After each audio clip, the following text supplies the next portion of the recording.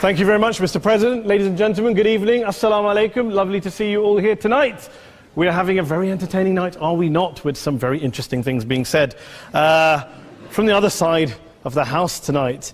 Let me begin by saying, as a Muslim, as a representative of Islam, I would consider myself an ambassador for Islam, a believer in Islam, a follower of Islam and its Prophet. So, in that capacity, let me begin by apologizing to Anne-Marie for the Bali bombings. I apologize for the role of my religion and me and my people, for the killing of Theo van Gogh, for 7/7. Yes, that was all of us.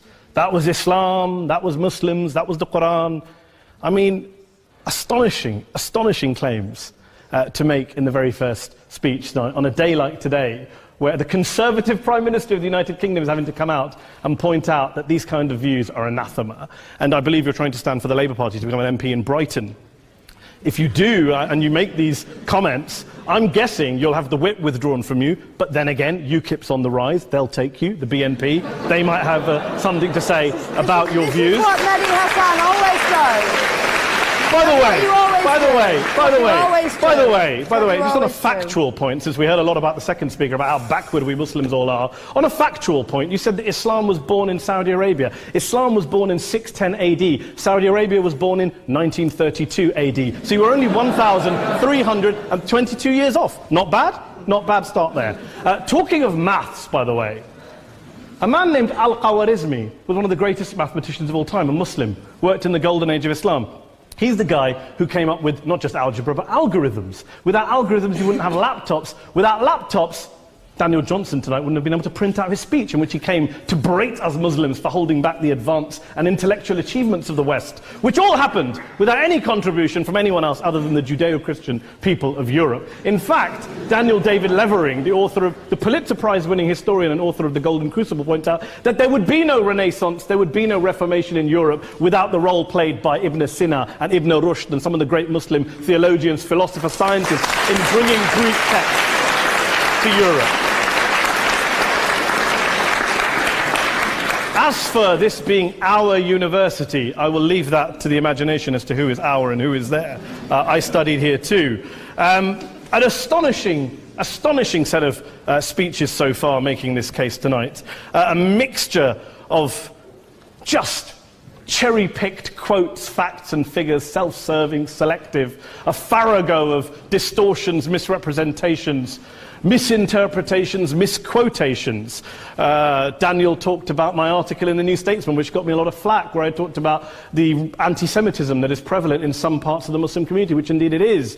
Of course, I didn't say in that piece that it was caused by the religion of Islam. In fact, modern anti-Semitism in the Middle East was imported from, finish the sentence, Christian, Judeo-Christian Europe, where I believe some certainly bad things happened to the Jewish people. In fact, Tom Friedman, Jewish-American columnist in the New York Times, told me in this very chamber last week that he believed, had Muslims been running Europe in the 1940s, 6 million extra Jews would still be alive today. So I'm not going to take lessons in anti-Semitism from someone who's here to defend the Judeo-Christian values of a continent that murdered 6 million Jews. Moving swiftly on. Yes. Absolutely. Well, I'm about to make that point. No, I'm about to make that point. You're right. I agree with you 110%. That is my point. I don't think Europe is evil or bad. I'm a very proud European. I don't want to judge Europe on that basis, but if we're going to play this gutter game where we pull out the Bali bombing and we pull out examples of anti-Semitism in the Islamic community, then of course I'm going to come back and say, well, hold on. I mean, look, let's be very clear. Daniel here was a last-minute replacement for Douglas Murray, who had to pull out. And Douglas and I have a well-documented differences, but to be fair to Douglas, as to be fair to Anne-Marie and to Peter, atheists. Atheists see all religions as evil, violent, threatening. What the problem I have with Daniel's speech is that Daniel comes here to run this robust defense of Christianity, forgetting that his fellow Christians, people who said they were acting in the name of Jesus, gave us the Crusades, the Spanish Inquisition, the anti-Jewish pogroms, European colonialism in Africa and Asia, the Lord's Resistance Army in Uganda, not to mention countless arson and bomb attacks on abortion clinics in the United States of America to this very day. I would like a little bit of humility from Daniel first before he begins lecturing other communities and other faiths on violence, terror and intolerance. But, no thank you. some water. Drink some water. But I would say this, to address the gentleman's very valid point here, I'm not going to play that game. I don't actually believe that Christianity is a religion of violence and hate because of what the LRA does in Uganda or what Crusaders did to Jews and Muslims in Jerusalem when they took back the city in the 12th or 13th or whatever century it was. I believe that Christianity, like Islam, like pretty much every mainstream religion, is based on love and compassion and faith. I do follow a religion in which 113 out of the 114 chapters of the Quran begins by introducing the God of Islam as a God of mercy and compassion. I would not have it any other way. I don't follow a religion which introduces my God to me as a God of war, as some kind of Greek God of wrath, as a God of hate and injustice. Not at all. As Adam pointed out, you go through the Quran and you see the mercy and the love and the justice. And yes, you have verses that refer to warfare and violence. Of course it does. This is not a motion about pacifism. I'm not here to argue that Islam is a pacifistic faith. It is not. Islam allows military action, violence in certain limited contexts. And yes, a minority of Muslims do take it out of that context. But is it religious? We talked about Woolwich. Daniel and Anne-Marie have suggested that it's definitely religion that's behind all of this. Well, actually, what I find so amusing tonight is we're having a debate about Islam. And the opposition tonight have come forward. We have a graduate in law, a graduate in modern history, a graduate in chemistry. And, you know, I admire all of their intellects and their abilities, but we don't have anyone who's actually an expert on Islam, a scholar of Islam, a historian of Islam, a speaker of Arabic, even a terrorism expert or a security expert or a pollster, let alone to talk about what Muslims believe or think. Instead, we have people coming here, putting forward these views, putting forward these sweeping opinions. Listen to Professor Robert Pape of the University of Chicago, one of America's leading terrorism experts, who, unlike our esteemed opposition tonight, studied every single case of suicide terrorism between 1980 and 2005, 315 cases in total. And he concluded, and I quote, "There is little connection between suicide terrorism and Islamic fundamentalism or any of the world's religions. Rather, what nearly all suicide terrorist attacks have in common is a specific secular and strategic goal to compel modern democracies to withdraw military forces from territory that the terrorists consider to be their homeland." And the irony is, when we talk about terrorism, the irony is that the opposition and the Muslim terrorists, the Al-Qaeda types, actually have one thing in common. Because they both believe that Islam is a warlike, violent religion. They both agree on that. They have everything in common. Osama bin Laden would be nodding along to everything he's heard tonight from the opposition side. He agrees with them. The problem is that mainstream Muslims don't. The majority of Muslims around the world don't.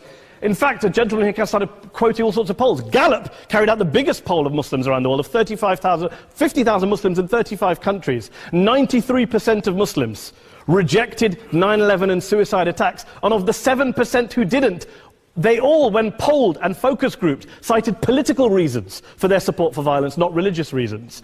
And as for Islamic scholars and what they say, well, Daniel talks about our University of Oxford. We'll go down to Oxford's Centre for Islamic Studies, get hold of a man named Sheikh Afifi al-Akiti, who is a massively well-credentialed and well-respected Islamic scholar, who has studied across the world, who in the days after 7/7 published a fatwa denouncing terrorism in the name of Islam, calling for the protection of all non-combatants at all times, and describing suicide bombings as an innovation with no basis in Islamic law. Go and listen to Sheikh Tahir al-Qadri, one of Pakistan's most famous Islamic scholars, who published a 600-page fatwa condemning the killing of all innocents and all suicide bombings unconditionally without any ifs or buts. There's nothing new here. This is mainstream Islam, mainstream scholarship, which has said this for years. You don't go out and kill people willy-nilly in the high street or anywhere else, on a bus or a mall, based on verses of the Quran that you cherry-pick without any context, any understanding, any interpretation, or any commentary. Point of information. Please. Well, it doesn't happen, apparently. I didn't say it doesn't happen at all. I never said it didn't happen. I don't blame Islam. Yes, it's a very good point. And a lot of us are campaigning against that. And we're campaigning against it in the name of Islam. We're campaigning against it in the name of various interpretations of Islam. Anne-Marie comes and scares us with her talk of Sharia law. I would like to see the book of Sharia law. It doesn't exist. People argue over what Sharia law is. And you empower the extremists by saying there is only one version. You empower them all. I don't believe you took any interruptions, Anne-Marie, so I think you should stay there for a moment. Several countries. Here's what we're dealing with. Here's what we're dealing with. We are dealing, I took your point. Here we are dealing with a 1400-year-old global religion, followed by 1.6 billion people in every corner of the world, a quarter of humanity, of all backgrounds, cultures, ethnicities. And yet the opposition tonight wants to generalize, stereotype, smear in order to desperately win this debate. And here's my question, if we're going to generalize and smear. If, okay, people say yesterday's bombers, and we've got to be careful, there's a trial going on, were yesterday's attackers, motivated by Islam? Big debate. I don't believe they were. Let's say they were. Let's say Faisal Shahzad, the Times Square bomber, was motivated by Islam. Let's assume, for sake of argument, that Richard Reeves, the shoe bomber, was motivated by Islam. If Islam is responsible for these killings, if Islam is what is motivating these people, and Islam is therefore not a religion of peace, a religion of war, then ask yourself this question: why aren't the rest of us doing it? Why is it such a tiny minority of Muslims are interpreting their religion in the way that the opposition claim they are? Let's assume there are 16,000 suicide bombers in the world. There aren't. Let's assume there are for the sake of argument. That's 0.001% of the Muslim population globally. What about the other 99.99% of Muslims who the opposition tonight either ignore or smear? The reality is that the rest of us aren't blowing ourselves up tonight. The reality is that the opposition came here tonight not worried about the fact that me and Adam might pull open our jackets and blow ourselves up tonight because we're followers of a warlike warrior religion which wants to take over Europe and Daniel's university. The issue is this. The issue is this.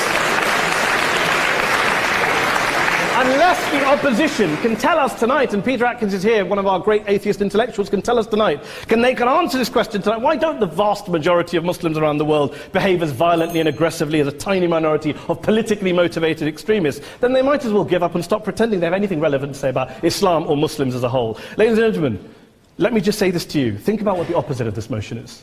If you vote no tonight, think about what you're saying the opposite of this motion is. That Islam isn't a religion of peace, it's a religion of war, of violence, of terror, of aggression. That the people who follow Islam, me, my wife, my retired parents, my 6-year-old child, that 1.8 million of your fellow British residents and citizens, that 1.6 billion people across the world, your fellow human beings, are all followers, promoters, believers in a religion of violence. Do you really think that? Do you really believe that to be the case? They say that in the Oxford Union, the most famous debate was in 1933, when Adolf Hitler looked out for the result of the King and Country motion, where they voted against fighting for King and Country, and Hitler was listening out for the result. Well, tonight, 80 years on, there are two groups of people around the world who I would argue are waiting for the result of tonight's vote. There are the millions of peaceful, non-violent, law-abiding Muslims both in the UK, Europe, Asia, Africa and beyond, who see Islam as the source of their identity, as a source of spiritual fulfillment, of hope, of solace.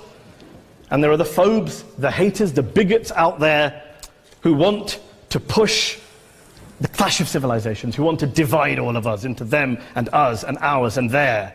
Ladies and gentlemen, I urge you all not to fuel the arguments of the phobes and bigots. Don't legitimize their divisions. Don't legitimize their hate. Trust those Muslims who you know, who you've met, who you hear, who don't believe in violence, who do want you to hear the peaceful message of the Quran as they believe it to be taught to the majority of Muslims, the Islam of peace and compassion and mercy, the Islam of the Quran, not of Al-Qaeda. Ladies and gentlemen, I beg to propose this motion to the House. I urge you to vote yes tonight. Thank you very much for your time.